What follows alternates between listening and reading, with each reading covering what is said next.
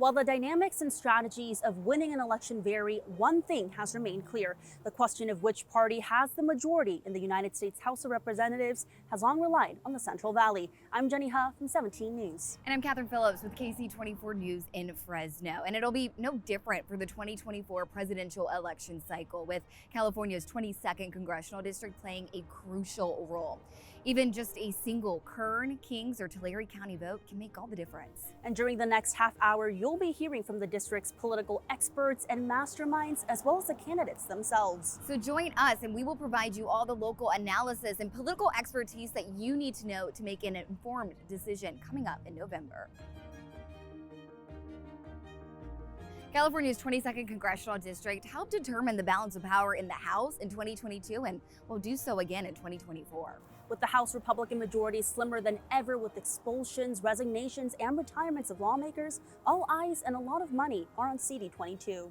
So this could really all be in the hands of people who live in CD22, which includes parts of Kings, Tulare, and Kern counties. It's a truly purple district.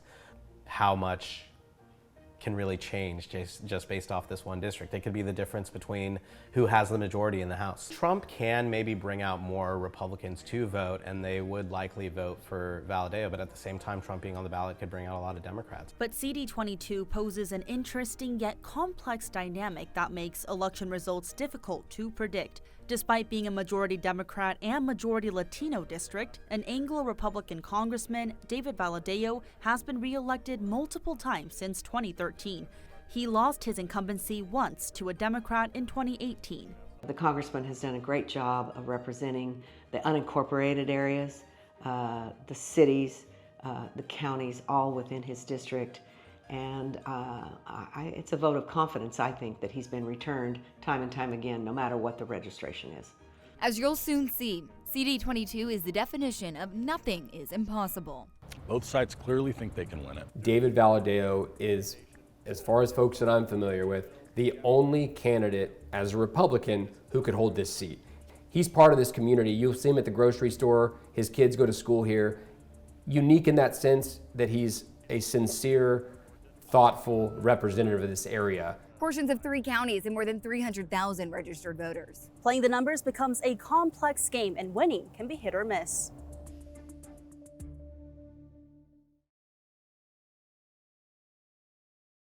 There's a thin line between winning and losing here in CD22, perhaps just a couple of votes. We're going to break down the numbers to see which candidate has the odds in their favor. California's 22nd Congressional District has about 308,000 registered voters. About 42% are Democrats, 27% are Republicans, and 23% are no party preference. Current voters make up more than 60% of the district. Tulare makes up more than 20%, and Kings represents only about 10%. Yet, former California Assemblywoman and independent political analyst Nicole Parra says the power of Kings is not to be ignored. You see this year after year, the Republican and moderate Democrats in Kings County is you want to be able to get a certain percentage in Kings County. When those vote by mail ballots come in, and if you're within a decent percentage, you have a shot. But Kings County voters in Tulare, but mostly Kings, because it's all of Kings County, that's a strong voting bloc. A Hanford native, incumbent Valadao carries that Kings County advantage. CD22 was CD21 until California's 2021 redistricting. The Cook Political Report says the new 22nd District is one of the most Democratic-leaning congressional districts to be represented by a Republican nationwide. A 14-member independent state panel, the California Citizens Redistricting Commission, created by California voters in 2008, drew new lines for congressional districts based on factors like population and demographics. These new maps took effect in the June 2022 primary. Overall, California lost 1 House seat due to slow population growth and now has 52 representatives, still more than any other state. Experts say the redistricting benefited Democrats statewide, particularly in majority Latino districts, including in the Central Valley. As the district became more Democratic and Latino, re-election bids for Valadao grew more competitive, especially with candidates like Rudy Salas, a former California Assembly member. In the 2022 midterm primary election, Salas beat Valadao by about 20 percentage points. But in the general, results turned, with Valadao beating Salas and retaining his seat by just 3 points. And this year in the March presidential primary, Valadao defeated Salas by about 1 percentage point. The challenge is ensuring that there is the kind of turnout that matches and reflects what the registration is in the district. Generally speaking, this is a seat that would be very, very tough for Republicans. But what we have on our side is the phenomenal candidate that Congressman David Valadao is. If you look at the Valley in particular and the race we're talking about here between Valadao and Salas, and Rudy Salas is a race that is a classic Valley matchup between a fairly moderate Democrat and a fairly moderate Republican incumbent that are sort of uniquely Valley legislators, right? They understand some of the unique issues that are in the Valley. They play well to the constituents. CD22 encompasses most of Kings County and parts of Tulare and Kern, including the eastern portions of Bakersfield, southern portions of Hanford, and all of Porterville, Shafter, Wasco, Delano, McFarland, Arvin, and Lamont. This has been traditionally a poor side on the economic side. We traditionally more unemployment, low wages in some aspects of the district, and yet this district has the same problems that everybody has, and that's, you know, inflation and costs to shop and to live. Although only about 308,000 people are registered to vote in CD22, there are 775,000 residents in the district. More than 70% of residents are Hispanic or Latino. Of them, 92% are of Mexican descent.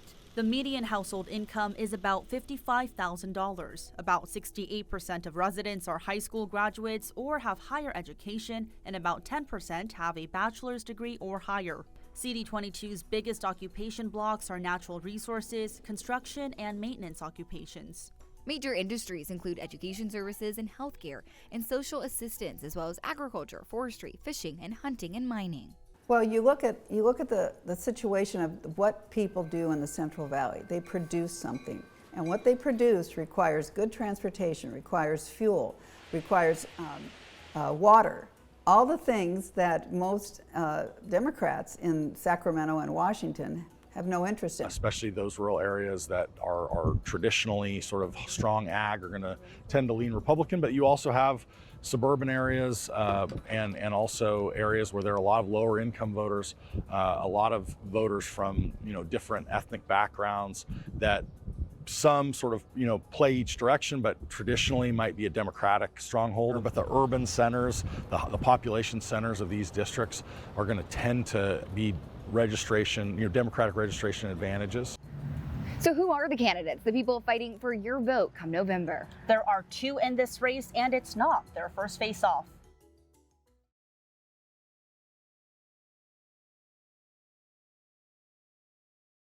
Two players are vying for your vote come November. Meet the political rivals wanting to represent you.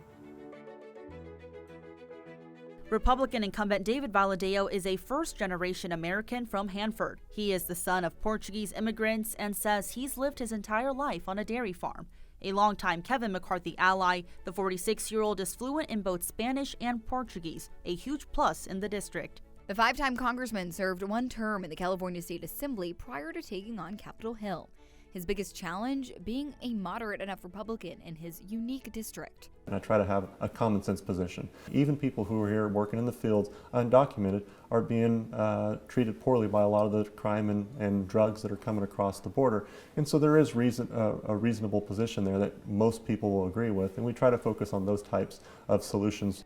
Valadao was one of 10 House Republicans who voted to impeach former President Donald Trump in 2021 and is one of only 2 to keep his House seat despite that. That continues to be the elephant in the room, whether Valadao would face retaliation from Trump, especially in 2024, as the 2 are on the same ballot once again. But it's likely Trump won't or perhaps can't challenge Valadao, since CD22 is vital to the House majority. But now the first time in a presidential race in this district, I think it's a lot more of a question mark, right?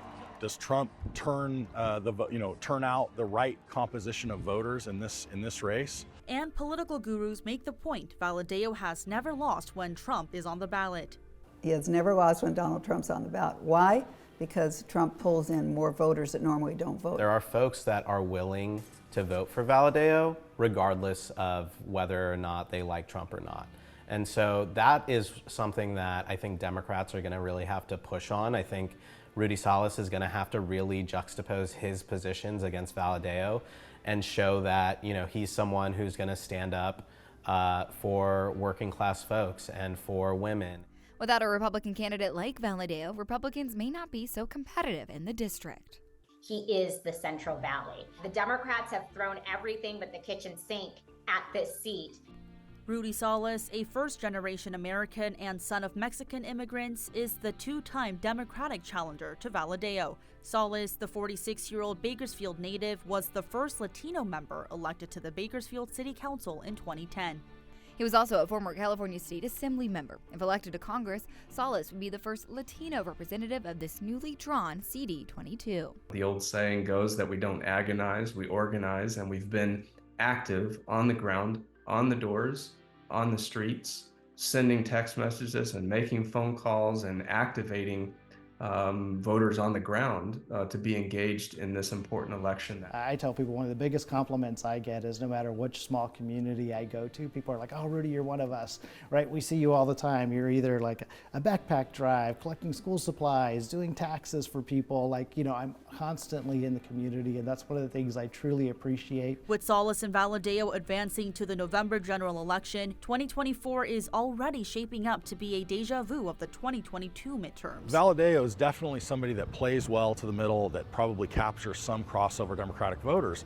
But the reality is that his base in 2022 showed up, as did Republicans across the valley, Republicans to an extent across the country, whereas the Democrats that are outpacing Republicans in registration didn't outpace them in terms of turnout. And so what you had then was a very close race, right? Because you needed fewer of the proportion of the Democrats to show up to make it competitive. Community has been fantastic. People have been great. We just need them to turn out in November. Obviously, I have to get a lot of people who are not registered of my party to vote for me to be successful. Republicans say, I think that Rudy Salas is what makes it competitive for us. He is such a flawed candidate. This is a person that we've already beat once. Democrats say, I think David Valadao has walked a good line, and he has proven himself to be a talented politician, to be able to walk that line to where he can say that he's a Republican and conservative. He's going to walk that line and try to show himself as not a MAGA Trump threatening, minorities candidate. In the 2024 primary election, Salas won Kern County. Valadao won Kings and Tulare. And district-wide, Valadao beat Salas by a slim 1 point. And money, especially DC dollars, is often an X factor in any election. We're talking millions, tens of millions, just for this one district.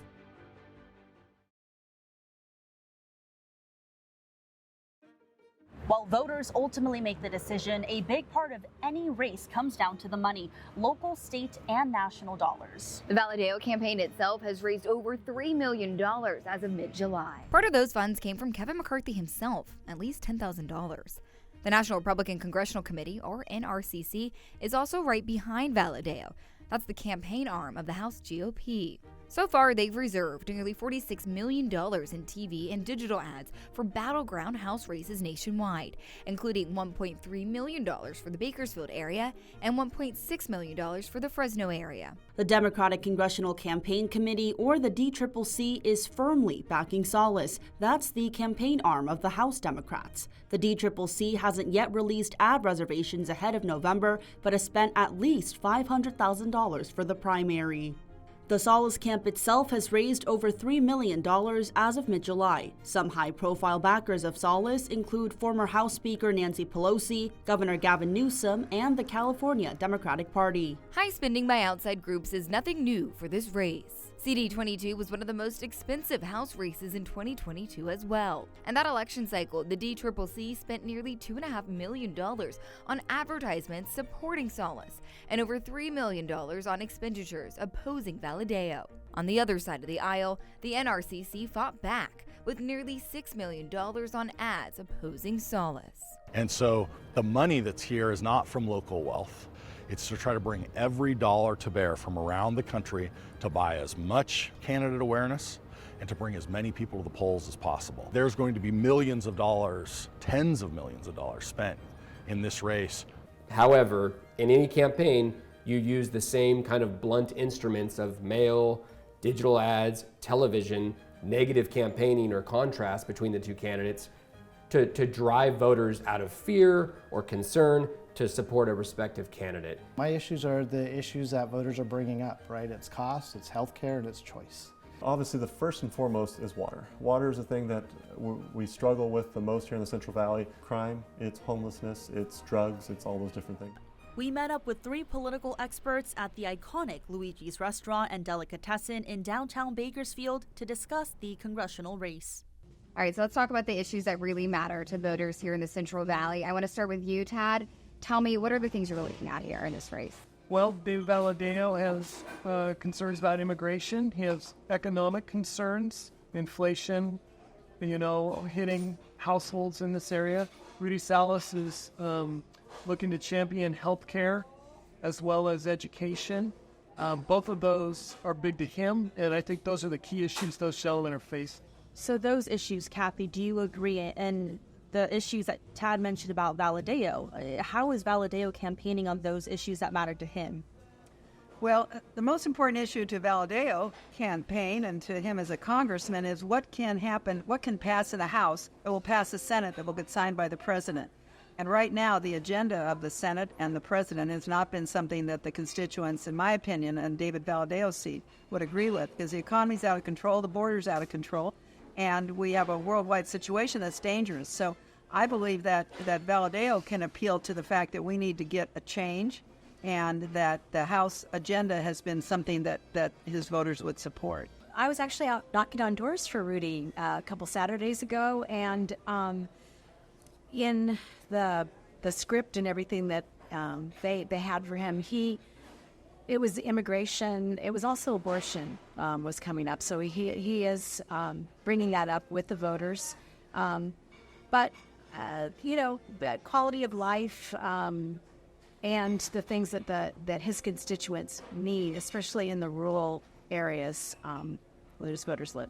So in many ways, it's kind of local versus national issues these individual candidates are focusing on. So how do voters make that choice? Tad, I'll give you the floor. Coming from this part of California, both of them have supported the oil industry. Rudy Salas notably has voted against climate change bills when he was in the State House. We've talked a lot about Valadao and his successful record of being that moderate politician. How does he continue walking that fine line? What does it take to win over voters on both sides?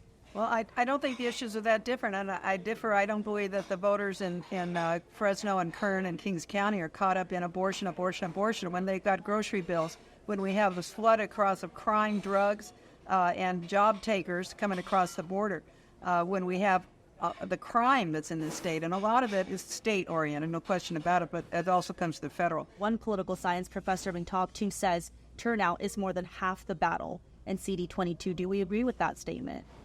Absolutely. Mr. Valadao has won some very close elections. He prevailed over T.J. Cox by 1,000 votes. He prevailed over Rudy Salas by just 3,000 votes. I think Linda's point about only a third of registered voters turning out is real critical. And I think that's the fascinating aspect of what will happen this fall in this race. As you know, this is one of the key races nationwide for trying to flip the House or keep the House, depending on the party that you're involved in.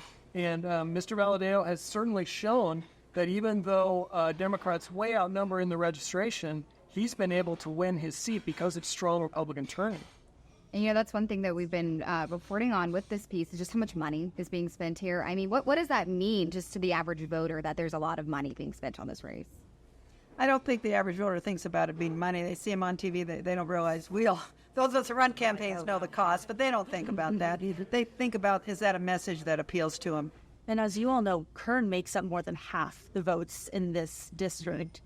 But does each of the 3 counties have an equal significance and influence when it comes to CD22, the ultimate results of it all?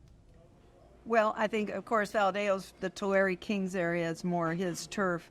but he represents more than half of the population in Kern County. I don't think there's a big difference. We're all pretty much in agriculture and in petroleum industry. I think that's the key, that the working people understand that water and transportation is critical to them keeping their jobs, and that's a huge issue, federal and state. So I think they understand that because they know what happens when those two items aren't there.